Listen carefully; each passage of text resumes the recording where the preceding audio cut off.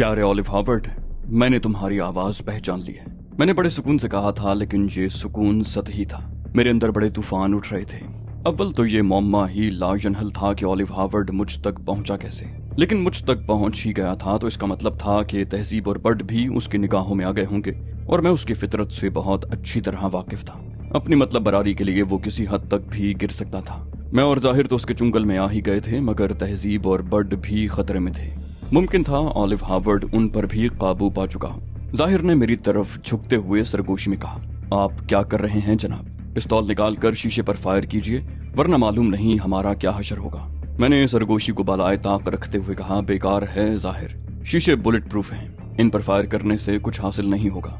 Olive Harvard की आवाज आई, तुम बहुत मुतमईन नजर आ रहे हो अलियार खान, लेकिन यकीन रखो तुम्हारी कोई चालाकी तुम्हारे किसी काम नहीं आएगी। मैंने कहा, मैं बहुत हैरान हूँ ऑलिव हार्वर्ड, मालूम नहीं तुमने क्या बहाना करके अपनी जान बचाई होगी और फिर मुझे कैसे तलाश कर लिया। वो बोला, तुमने मुझे बड़े बड़े नुकसानात पहुंचाए हैं, ये मैं ही जानता हूं कि मुझे कैसे कैसे मसाइल का सामना करना पड़ा। मेरी जगह कोई और होता तो उसे गद्दारी के इल्जाम में फायरिंग स्क्वाड के हवाले कर दिया गया होता, लेकिन देख लो, न सिर्फ मैं जिंदा हूं बल्कि अब तुम मेरे रहमो करम पर हो। मैंने कहा, तुम्हारी चालबाजियों से मैं अच्छी तरह वाकिफ हूँ हार्वर्ड, लेकिन ये बात बहरहाल बाइस हैरत है कि तुमने मुझे कैसे तलाश कर लिया। वो बोला, तुमसे एक गलती हो गई थी अलियार खान, तुमने हारूत राबील को अपने बारे में बता दिया था। मैंने चौंक कर कहा, ओह, तो वो जिंदा बच गया? हार्वर्ड बोला, जिंदा ही नहीं बचा, बल्कि उसने पहली फुर्सत में मुझे तुम्हारे बारे में मुत्तला कर दिया। मैंने कहा, इसके बावजूद भी मुझ तक पहुंचना मुमकिन नहीं था। मैंने होटल भी तब्दील कर दिया था और मेकअप भी। हार्वर्ड बोला, मेरी जहानत को दाद दो कि मैंने जौहरी तवानाई के महकमों की निगरानी शुरू करवा दी थी। मुझे अंदाजा था कि अब तुम अमरीकी हुकूमत से राब्ता कायम करोगे। मैंने कहा, यह महज इत्तेफाक है, वरना जरूरी नहीं था कि मैं अमरीकी हुक्काम से राब्ता कायम करता। हार्वर्ड बोला, यह बहुत जरूरी था। तुम यहूदियों को जिक देने के चक्कर में रहते हो ना, तुम्हारे पास हारूत राबील के खिलाफ सबूत भी थे, फिर तुम निचले कैसे बैठ सकते थे? मैंने कहा, इस टैक्सी के राज से भी आगाह कर दो प्यारे हार्वर्ड, ये किस तरह नाजिल हुई? मुमकिन था हम किसी और टैक्सी में बैठ जाते। हार्वर्ड बोला, यह नामुमकिन था। मैंने इंतजाम कर लिया था कि जब तुम बाहर निकलो उस वक्त यही टैक्सी तुम्हारे सामने आए। मैंने जाहिर की तरफ देखकर मानी खेज अंदाज में सर हिलाया। मैंने कहा, लेकिन तुम खुद कहाँ हो हार्वर्ड? क्या सिर्फ इसी गुफ्तगू पर इक्तिफा करना पड़ेगा? वो बोला, तुम समझदार हो अली, अंदाजा कर सकते हो कि अब भी अमेरिका में मेरे कितने असरात हैं। मैं जब चाहूंगा तुम्हें अपने पास बुला लूंगा। मैंने खिड़की से बाहर देखा और मुझे ये अंदाजा करने में दुश्वारी नहीं हुई कि टैक्सी किसी खास रास्ते पर नहीं चल रही थी, बल्कि बेमकसद ही सड़कों पर चक्कर लगा रही है। इस बात से यही मकसद हो सकता था कि हमें रास्तों का अंदाजा न होने पाए। मैंने कहा, शुक्रिया ऑलिव हार्वर्ड, मैं तो समझ रहा था कि अब तुम मुझे जिंदा नहीं छोड़ोगे। हार्वर्ड बोला, मुझे याद है, मैंने तुमसे कहा था कि आइंदा अगर मुझे मौका मिला तो मैं तुमसे कोई रियायत नहीं बरतूंगा, लेकिन उस वक्त मैं गुस्से में था, इसलिए ऐसी नाज़ेबा बात कह दी। अब गौर करता हूँ तो एहसास होता है कि मुझ पर तो तुम्हारे बहुत से एहसानात हैं जिनका बदला मुझे चुकाना है। मैंने मुस्तरिबाना अंदाज में पहलू बदला। ऑलिव हार्वर्ड का अंदाज ऐसा नहीं था कि मैं उसे आसानी से नजरअंदाज कर देता। वो मुझ पर तंज कर रहा था और उसके इरादे मेरी तवक्कुआत से कहीं ज्यादा खौफनाक थे। मैंने कहा, इस वक्त मैं तुम्हारे कब्जे में हूँ ऑलिव हार्वर्ड, तुम मुझ पर जो तंज भी करो मैं उसे सुनने के लिए मजबूर हूँ। ऑलिव हार्वर्ड ने सर्द लहजे में कहा, मैं तंज नहीं कर रहा, मेरी जिंदगी तुम्हारे एक इशारे की मोहताज थी, लेकिन देख लो मैं आज भी जिंदा हूँ और ये मुझ पर तुम्हारे अनगिनत एहसानात में से एक है। जाहिर हवन्नक नजर आ रहा था। उसकी समझ में नहीं आ रहा था कि मेरे और ऑलिव हार्वर्ड के दरमियान किस नौयत की गुफ्तगू हो रही है। वो यकीनन यही समझ रहा था कि ऑलिव हार्वर्ड मेरा ममनून एहसान है, लेकिन मुझे अच्छी तरह मालूम था कि ऐसी कोई बात नहीं है। ऑलिव हार्वर्ड जो कुछ भी कह रहा था उसके पीछे उसके मजरूह जज्बात थे और उसने मुझसे इंतकाम लेने के लिए कोई खौफनाक मंसूबा बना रखा था। इससे आगे मैं कुछ न सोच सका, इसलिए कि मैंने किसी किस्म की बू महसूस की थी और कबल इसके कि मैं उस बू के बारे में कुछ समझ सकता मैं बेहोश हो गया। होश आया तो मैं टैक्सी में सफर नहीं कर रहा था। वो एक सजा सजाया कमरा था और मैं एक बेड पर दराज था। मुझे अपने माथे पर निस्वानी हाथ का लम्स महसूस हुआ। मैं बौखला कर उठ बैठा। हवास पूरी तरह बहाल नहीं हुए थे, इसलिए मैं उसे चुंधियाई हुई नजरों से देखने लगा। वो मुझे शनासा नजर आ रही थी, लेकिन फौरी तौर पर उसे शनाख्त करना मुमकिन न हो सका। लड़की ने मुझे लिटाने की कोशिश करते हुए कहा, तुम्हें आराम की जरूरत है, चलो लेट जाओ। उसकी आवाज भी अजनबी नहीं मालूम हो रही थी, लेकिन वो कौन थी? खुद मैं कहाँ था और जाहिर कहाँ चला गया? मैं और जाहिर तो टैक्सी में सफर कर रहे थे। फिर ऑलिव हार्वर्ड ने किसी गैस के जरिए हमें बेहोश कर दिया। और आंख खुलने पर अब ये मंजर सामने था। मैंने कहा मुझे आराम की जरूरत नहीं है, लेकिन मैं कहाँ हूँ और तुम कौन हो? लड़की ने खासे मायूसाना अंदाज में कहा, तो तुम मुझे नहीं पहचाने? यूं मालूम हो रहा था जैसे मेरे इजहार नाशनासाई से उसे शदीद सदमा पहुंचा हो। मैंने कहा ऐसा लगता है मैंने तुम्हें कहीं देखा है, लेकिन इस वक्त दिमाग पर धुंध छाई हुई है, मेरी यादाश्त पूरी तरह काम नहीं कर रही। लड़की ने मगमूम अंदाज में कहा, हालांकि हमने बहुत सा वक्त एक साथ गुजारा है और बहुत अच्छा वक्त गुजारा है। मैं तो समझ रही थी कि तुम एक ही नजर में मुझे शनाख्त कर लोगे। मैं इज़्तिरारी अंदाज में बेड से उतर गया। आम हालात में ये मुमकिन नहीं था कि मैं किसी को पहचानने में इतनी देर लगा दूं, लेकिन जिस गैस के जरिए मुझे बेहोश किया गया था वो यकीनन अभी तक मुझ पर असरअंदाज थी। शायद मुझे कबल इस वक्त होश आ गया था, इस वजह से मेरा दिमाग पूरी तरह काम नहीं कर पा रहा था। मैं कमरे में टहलने लगा। टहलते हुए ड्रेसिंग टेबल के सामने से गुजरा तो आईने पर नजर पड़ी और मैं ठिठक गया। उस वक्त मैं खुद अपने लिए अजनबी था। मेरा मेकअप तब्दील कर दिया गया था। चंद लम्हे आईने के सामने खड़ा मैं खुद को शनाख्त करने की कोशिश करता रहा और फिर अचानक ही जहन में झमाका सा हुआ। दिमाग पर छाई हुई धुंध काफूर हो गई और मैंने खुद को पहचान लिया। मैं डेनिस पॉल गोल्डे के मेकअप में था और उसके साथ ही मैंने बेड पर बैठी हुई लड़की को भी पहचान लिया। वो ऑलिव हावर्ड की बेटी लकी हावर्ड थी। मैंने बेड की तरफ तेजी से मुड़ते हुए कहा, मुझे याद आ गया, तुम लकी हावर्ड हो ना? लकी दोनों हाथों से सर थामे बैठी थी। मेरी बात सुनकर खुशी से उछल पड़ी। उसने शिकायती लहजे में कहा, हाँ मैं लकी हावर्ड हूँ। मुझे न पहचान कर तुमने मेरा दिल तोड़ दिया था। मैंने मुस्कुराकर कहा, अच्छे दोस्तों को कौन भुला सकता है, लेकिन मेरी जहनी कैफियत ठीक नहीं थी, वरना मैं तुम्हें भला कैसे भूल सकता हूँ। वो बोली, तुम कहाँ गायब हो गए थे? मैंने तुम्हें कितना याद किया, कितने लोगों से तुम्हारे बारे में पूछा, मगर किसी ने कुछ न बताया। मैंने कहा, मैं बेबस था लकी। तुम्हें याद है ना, हमें फौजियों ने पकड़ लिया था। मैंने बहुत कोशिश की मगर उन्होंने मेरी एक न सुनी। लेकिन तुम कहाँ चली गई थी? तुम पर क्या गुजरी? मैंने बेताबी का मुजाहरा किया, जैसे उससे मिलकर मुझे बेहद खुशी हुई हो, लेकिन हकीकत ये थी कि मेरे होश उड़े हुए थे। मेरे वहम गुमान में भी न था कि लकी से यूं भी सामना हो सकता है। साफ जाहिर था कि ऑलिव हावर्ड ने जानबूझकर ये हरकत की है, मगर उसकी इस हरकत के पीछे क्या अवामिल कार फरमा थे ये मेरी समझ में नहीं आ रहा था। मुझे बेहोश करने के बाद उसने न सिर्फ मेरा मेकअप खत्म किया था, बल्कि मुझ पर डेनिस पॉल गोल्डे का मेकअप भी किया था, और उसके बाद मुझे अपनी बेटी के साथ एक कमरे में तनहा छोड़ दिया। जाहिर को मालूम नहीं उसने कहाँ रखा होगा। बहरहाल अब मैं गैर मुसल्ला था और लकी हावर्ड के साथ तन्हा था। लकी, जिससे पहले भी मैंने बमुश्किल खुद को बचाया था, वो कुछ ज्यादा ही आजाद ख्याल थी।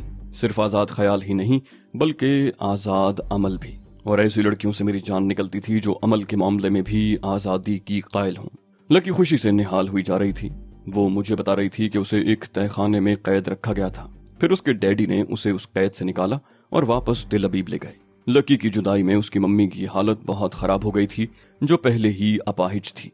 अगर कुछ दिन और लकी वापस न पहुंचती तो उनकी जान के लाले पड़ सकते थे। वो बोली, डैडी कह रहे थे कि तुम पाकिस्तानी हो, इसराइल के बहुत बड़े दुश्मन हो और तुम्हारा असल नाम अली जार खान है। मैंने यूं ही बेख्याली में कहा, अच्छा। ये बात मेरे लिए गैर मुतवक्के नहीं थी। लकी को मुझसे बदजन करने के लिए उसे ये कुछ तो करना ही था। वो बोली, और वो ये भी बता रहे थे कि तुम सिर्फ इसराइल के ही नहीं बल्कि हर यहूदी के जानी दुश्मन हो। मैंने लकी को बगौर देखा।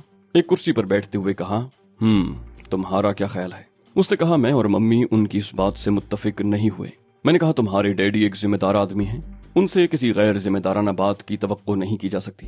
तुमको उनसे इख्तिलाफ नहीं करना चाहिए था। लकी के चेहरे पर हैरत के आसार नमूदार हुए। उसने कहा, तुम्हें अपने अल्फाज की संगीनी का अंदाजा है डेनिस? मैंने कहा, मैं तुम्हारे डैडी का बेहद एहतराम करता हूँ, उनसे इख्तिलाफ नहीं कर सकता। उन्होंने ये बात सोच समझ कर ही कही होगी। लकी बुरा मानकर बोली, तुम्हारा दिमाग खराब हो गया है। डैडी भी इंसान है, उनसे गलती भी हो सकती है। मैंने कहा, वो तो तुमसे भी हो सकती है, तुम्हारी मम्मी से भी हो सकती है। तुम किस बिना पर उनसे इख्तिलाफ कर रही हो? वो बोली, जितने करीब से मैंने तुम्हें देखा है उतने करीब से डैडी ने नहीं देखा। देख भी नहीं सकते। मैं पूरे यकीन से कह सकती हूँ कि तुम कुछ भी हो, यहूदियों के दुश्मन नहीं हो सकते। मैंने गंभीर लहजे में कहा, हालांकि मैं हूँ। लकी ने चौंक कर मुझे देखा, फिर कहा लगाकर बोली, तुम कुछ ही क्यों ना कह लो, मुझसे जान नहीं छुड़ा सकोगे। मैंने कहा, मैं संजीदगी से कह रहा हूँ, तुम्हारे डैडी ने जो कुछ कहा है उसमें एक लफ्ज भी गलत नहीं है। लकी गुर्राई, तुम्हें अपनी बात साबित करनी होगी। वो बेड से उतरकर मेरी तरफ आई और मेरे सामने घुटनों के बल बैठकर अपनी आंखें बंद कर ली। उसने भर्राई हुई आवाज में कहा, मैं खुद को तुम्हारे हवाले कर रही हूँ। तुम यहूदियों के दुश्मन हो ना? मैं भी यहूदी हूँ। मेरी जान ले लो, गला घोंट दो मेरा। یقین کرو میں آواز تک نہیں نکالوں گی۔ میں نے بوکھلا کر کہا، تمہارا دماغ خراب ہو گیا ہے، یہ کیا کر رہی ہو؟ اٹھو، ٹھیک سے بیٹھو۔ اس نے دانت پیس کر کہا، ثابت کرو کہ تم یہودیوں کے دشمن ہو۔ یہ کہہ کر وہ جنونی انداز میں مجھ پر جھپٹ پڑی۔ میرے لیے خود کو بچانا مشکل ہو گیا۔ اس کے اکثر حملوں سے بچنے کے باوجود میرے کئی خراشیں لگیں جو اس کے بڑے ہوئے ناخنوں کے باعث آئی تھیں۔ بدقت تمام میں نے اس کے دونوں ہاتھ پکڑے، لیکن وہ اب بھی اپنے ہاتھ چھڑانے کی جدوجہد کیے جا رہی تھی۔ اس کی انتہائی کوشش تھی کہ کسی صورت ہاتھ چھڑا کر مجھے نوچ کھسوٹ ڈالے۔ اس کے منہ سے عالم جنون میں اب بھی یہی الفاظ مسلسل ادا ہو رہے تھے کہ ثابت کرو تم یہودیوں کے دشمن ہو، مار ڈالو مجھے، دیر کیوں کر رہے ہو؟ رفتہ رفتہ اس کی جدوجہد کم ہونے لگی اور میں نے اسے بیڈ پر دھکیل دیا۔ لکی بیڈ پر اوندھے منہ گری اور اس نے دونوں ہاتھوں سے اپنا چہرہ چھپا لیا۔ اس کے جسم کو دھچکے لگ رہے تھے، وہ رو رہی تھی۔ میں خاموشی سے کرسی پر بیٹھ گیا۔ اس کے علاوہ میں کیا کر سکتا تھا؟ لکی کا رد عمل میرے لیے بہت غیر متوقع تھا۔ اس سے زیادہ حیرت مجھے اس بات پر تھی کہ آخر اولیو ہارورڈ کا مقصد کیا ہے۔ میں کرسی پر بیٹھا تشویشناک نظروں سے روتی ہوئی لکی کو دیکھتا رہا۔ اولیو ہارورڈ اس بار بالکل نئے روپ میں میرے سامنے آیا۔ امریکہ میں اس کے ذاتی اثر و رسوخ سے انکار نہیں کیا جا سکتا تھا، اور یہ بات بھی طے تھی کہ اسے کسی بھی قسم کی سرکاری سرپرستی یا تائید حاصل نہیں ہو سکتی۔ میں نے اسے CIA سے نکلوا دیا تھا اور اس کے بعد یہ ممکن نہیں تھا کہ سرکاری سطح پر اس کی پذیرائی کی جائے۔ لیکن جس پیمانے پر اس نے میرے خلاف کارروائی کی تھی، اسے اگر اس کے ذاتی وسائل پر محمول کیا جاتا تو یہ بھی کم باعث حیرت نہیں تھا۔ آخر اس کے ذاتی وسائل کس قدر تھے کہ وہ نہ صرف برقی صورت سے مجھ تک پہنچ گیا بلکہ اس نے مجھے اپنا قیدی بنا لیا۔ وہ ٹیکسی جس میں مجھے اور ظاہر کو اغوا کیا گیا میرے ہوش اڑا دینے کے لیے بہت کافی تھی۔ اس کے نہ صرف تمام شیشے بلٹ پروف تھے بلکہ اس میں اس قسم کے ٹرانسمیٹر بھی نصب تھے جن سے دو طرفہ گفتگو کرنا ممکن تھا۔ میں سوچتا رہا مگر کسی نتیجے پر نہ پہنچ سکا۔ یہ تشویش بہرحال اب بھی تھی کہ کیا اولیو ہارورڈ تہذیب پر بھی ہاتھ ڈالنے کی کوشش کرے گا۔ مجھے اس سے اس حماقت کی توقع ذرا کم ہی تھی، اس لیے کہ اس سے قبل وہ اپنی حرکت کے سنگین نتائج بھگت چکا تھا۔ میں نے اسے بدترین شکست اور احساس بے بسی سے دوچار کیا تھا، اور اب اسے زندگی بھر دوبارہ میرے کسی متعلقہ آدمی پر ہاتھ ڈالنے کی جرت نہیں ہونی چاہیے تھی۔ اسے اچھی طرح معلوم تھا کہ میں نے اس کی بیٹی کو جواباً اغوا کیا تھا۔ اگر اس نے تہذیب کو اغوا کر کے پہل نہ کی ہوتی تو اس کی بیٹی بھی محفوظ رہتی۔ اب اگر اس نے دوبارہ ایسا ارادہ کیا بھی تو کم از کم میرے زندہ ہوتے تو یہ ممکن نہیں تھا، اور اس نے مجھے زندہ رکھا تھا۔ اولیو ہارورڈ جیسے کمینی فطرت کے مالک شخص سے یہ توقع بھی نہیں تھی، لیکن اس نے مجھے کوئی گزند نہیں پہنچایا تھا، تو اس کا صاف مطلب تھا کہ مجھ سے اس کا کوئی بڑا مفاد وابستہ ہے۔ ادھر ہاروت رابیل بھی زندہ بچ گیا۔ معلوم نہیں وہ کیسے زندہ بچ گیا تھا، لیکن بہرحال وہ زندہ تھا۔ ممکن ہے اس نے محض احتیاط کے پیش نظر پہلے سے ہی کچھ ایسے انتظامات کر رکھے ہوں کہ اگر کوئی غلطی سے جھیل میں گر جائے تو مگرمچھ اسے گزند نہ پہنچا سکیں۔ اس کمبخت کو بھی زندہ بچنے کے بعد اولیو ہارورڈ سے ہی رابطہ قائم کرنا رہ گیا تھا، لیکن بنیادی غلطی میری ہی تھی۔ اگر میں نے اسے اپنے بارے میں نہ بتایا ہوتا تو بھلا وہ اولیو ہارورڈ کو کیا خاک مطلع کرتا، اور اگر کرتا بھی تو میری اصلیت پر کبھی روشنی نہیں پڑ سکتی تھی۔ لیکن اسے کیا کہا جائے کہ انسان خطا کا پتلا ہے، اور میں بھی ایک انسان ہی تو ہوں۔ مجھ سے بھی حماقت سرزد ہو گئی۔ لکی ہارورڈ کے جسم میں حرکت پیدا ہوئی تو میرے خیال کا سلسلہ ٹوٹ گیا۔ وہ سر اٹھا کر مجھے دیکھ رہی تھی۔ اس کا چہرہ آنسوؤں سے تر تھا اور آنکھیں سرخ ہو رہی تھیں۔ اس کے اس طرح گھورنے پر میں بری طرح گڑبڑا گیا۔ میری سمجھ میں نہیں آیا کہ اس صورتحال میں مجھے کیا کرنا چاہیے۔ وہ رندھی ہوئی آواز میں بولی، تم وحشی درندے ہو، تم میں انسانیت نام کو بھی نہیں۔ میں نے بوکھلا کر کہا، یہی تو میں بھی تمہیں سمجھانے کی کوشش کر رہا ہوں، میں بہت برا آدمی ہوں۔ وہ بولی، تم میں اتنی انسانیت بھی نہیں ہے کہ ایک لڑکی تمہارے سامنے رو رہی ہے تو اسے تسلی ہی دے دو۔ میں نے کہا، ابھی ذرا ہی دیر پہلے تو تم مجھے جان لینے دے رہی تھی، اور اب اس بات پر ناراض ہو رہی ہو کہ میں نے تمہیں دلاسا کیوں نہ دیا۔ وہ بولی، خاموش رہو، تم بہت بڑے جھوٹے ہو۔ ایک طرف تو کہتے ہو کہ تم یہودیوں کے دشمن ہو، اور دوسری طرف اس نے جملہ ادھورا چھوڑ دیا۔ میں نے غلط نہیں کہا تھا، لیکن مجھے ایسا لگ رہا ہے کہ تم میری بات کبھی نہیں سمجھ سکو گی۔ وہ ایک جھٹکے سے اٹھ بیٹھی۔ کیوں نہیں سمجھ سکوں گی؟ کیا میں کوڑ مغز ہوں؟ یہ نہیں سمجھ سکتی کہ اگر تم یہودیوں کے دشمن ہوتے تو مجھے زندہ نہ چھوڑتے۔ میں نے کہا، تم جذباتی ہو رہی ہو لکی، اور کوئی بھی جذباتی شخص عقل کی کوئی بات نہیں سمجھ سکتا۔ وہ بولی، بہانے بازیاں مت کرو، تمہارا پول کھل چکا ہے۔ تم نے صرف مجھ سے جان چھڑانے کے لیے ایک جھوٹا الزام قبول کیا۔ میں نے بھررائی ہوئی آواز میں کہا، میں واقعی علی یار خان ہوں۔ پھر اچانک ہی مجھے غصہ آ گیا۔ یہ کیا حماقت تھی کہ میں اسے اپنے بارے میں یقین دلانے کی کوشش کر رہا تھا۔ لوگ تو مجھے میرے اعتبار سے پہچان لیا کرتے تھے، مجھے ان کی نگاہوں سے بچنے کے لیے میک اپ کا سہارا لینا پڑتا تھا۔ مجھے کیا معلوم تھا کہ مجھ پر کوئی ایسا وقت بھی آئے گا جب میں کسی کو اپنے علی یار خان ہونے کے بارے میں یقین دلانے کی کوشش کر رہا ہوں گا۔ قریب تھا کہ میں غصے میں اس سے کوئی سخت بات کہہ دیتا، لیکن میں نے بر وقت خود کو سنبھال لیا۔ اس وقت میں اولیو ہاورڈ کی قید میں تھا۔ وہ کوئی معمولی آدمی نہیں تھا، اس کی قید سے نکلنا بھی آسان نہیں تھا۔ یہ بات خلاف مصلحت ہوتی کہ میں اس کی بیٹی سے جھگڑا مول لیتا، لہٰذا میں نے نرم لہجے میں کہا، میں کسی علی یار خان کو نہیں جانتا، میں تو ڈینس پال گولڈے ہوں، تم اچھی طرح جانتی ہو۔ وہ بولی، اس بات سے مجھے کوئی دلچسپی نہیں ہے کہ تم علی یار خان ہو یا پھر ڈینس پال گولڈے، مجھے تو صرف ایک سوال کا جواب چاہیے۔ میں نے کہا، میں تمہارے ہر سوال کا جواب دینے کو تیار ہوں، لیکن سوال آسان ہونا چاہیے۔ وہ بولی، تم میرے جذبات کا احساس کیوں نہیں کرتے؟ میں نے بے بسی سے کہا، میں نے کہا تھا سوال آسان ہونا چاہیے، اب اس کا میں کیا جواب دوں؟ وہ بولی، تم شاید مجھے بھڑکا کر لطف اندوز ہو رہے ہو یا پھر شدت کے خواہاں ہو۔ اگر ایسا ہے تو یقین کرو میرے جذبات پہلے ہی انتہا کو پہنچے ہوئے ہیں۔ میں نے خشک لہجے میں کہا، تم سے بات کرنا فضول ہے، تمہارے پاس کوئی دوسرا زاویہ نظر ہے ہی نہیں۔ اس نے جارحیت سے کہا، تمہارے پاس بھی تو نہیں ہے، تم نے کب میرا نقطہ نظر سمجھنے کی کوشش کی ہے؟ تم تو بس یہ چاہتے ہو کہ میں بھی تمہاری طرح نارسیدہ ہی رہوں، لیکن یاد رکھو مجھے تشنگی سے نفرت ہے۔ میں نے کہا، آسودگی اور نارسیدگی کے جو پیمانے تم نے اختراع کیے ہیں وہ میرے لیے ناقابل قبول ہیں۔ اس نے زہریلے لہجے میں کہا، تم تو کنویں کے مینڈک ہو، ایسا مینڈک جو تمام عمر ایک کنویں میں ٹراتا رہتا ہے اور یہ سمجھتا ہے کہ اس نے ساری دنیا دیکھ لی ہے۔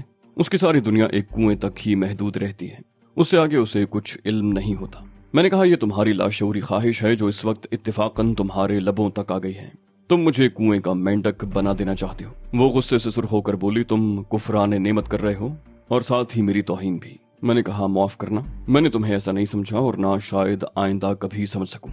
وہ بولی، میں نے تو پہلے ہی کہا تھا کہ تم نارسیدگی کا شکار ہو، میں کوئی گری پڑی لڑکی نہیں ہوں، معاشرے میں مجھے عزت و احترام کی نظروں سے دیکھا جاتا ہے۔ میں نے بے پرواہی سے کہا، ممکن ہے ایسا ہو، لیکن تم نے اپنے طرز عمل سے اس بات کی تائید نہیں کی۔ بولی، مجھے بتاؤ تم کیا چاہتے ہو؟ اس کا انداز اچانک ہی التجائیہ ہو گیا۔ میں خود کو تمہاری مرضی کے سانچے میں ڈھالنے کی کوشش کروں گی۔ میں نے کہا، وقار آدمی کی شخصیت کا بنیادی جز ہوتا ہے، اپنی سطح سے گرنے کے بعد آدمی آدمی نہیں رہتا۔ وہ اٹھ کر میرے قدموں میں آ بیٹھی، بولی، میں تو تمہیں چاہتی ہوں مگر تم میرے جذبات کی قدر ہی نہیں کرتے۔ میں نے کہا، تم غلط کہہ رہی ہو، مجھے اپنانا تمہارا مقصد نہیں بلکہ میرا حصول تمہاری ضد بن گیا ہے۔ اس نے اپنا چہرہ میرے گھٹنوں پر رکھ دیا، بولی، اس سے تو میرے وقار میں اضافہ ہوگا، تمہارے قدموں میں ذرا سی جگہ مل جانا بھی میرے لیے بڑا اعزاز ہے۔ میں شدید ترین غصے، بے بسی اور جھنجھلاہٹ کا شکار ہو گیا۔ اس کو قابو میں کرنا میرے بس سے باہر ہو گیا تھا، اس پر کوئی بات اثر ہی نہیں کر رہی تھی۔ اس سے پہلی ملاقات سے قبل اگر مجھے علم ہو جاتا کہ وہ کس ٹائپ کی لڑکی ہے تو میں اولیو ہاورڈ سے نمٹنے کی کوئی اور تدبیر سوچتا، لیکن اب تو تیر کمان سے نکل چکا تھا اور اسے بھگتنا ہی تھا۔ معلوم نہیں اس کم بخت اولیو ہاورڈ مردود کو اپنی بیٹی کو ساتھ لانے کی کیا مصیبت پڑ گئی تھی۔ میں نے سوچا کہ جلد از جلد اس کی قید سے نکلنے کی کوشش کروں، کیونکہ اس کے بغیر اس بلائے بے درما سے جان چھوٹنے کا کوئی امکان نہیں تھا۔ لیکن یہ تو بعد کی بات تھی، پہلا مرحلہ تو یہ درپیش تھا کہ لکی کو ہینڈل کیسے کیا جائے۔ وہ تو آپے سے باہر ہو رہی تھی، میرے گھٹنوں پر سر رکھے آنکھیں بند کیے بڑبڑا رہی تھی۔ اس کی آواز بہت دھیمی تھی، اس لیے میں سمجھ نہیں پا رہا تھا کہ وہ کیا کہہ رہی ہے، لیکن اس کی کیفیت کو سمجھنا چندہ مشکل نہیں تھا۔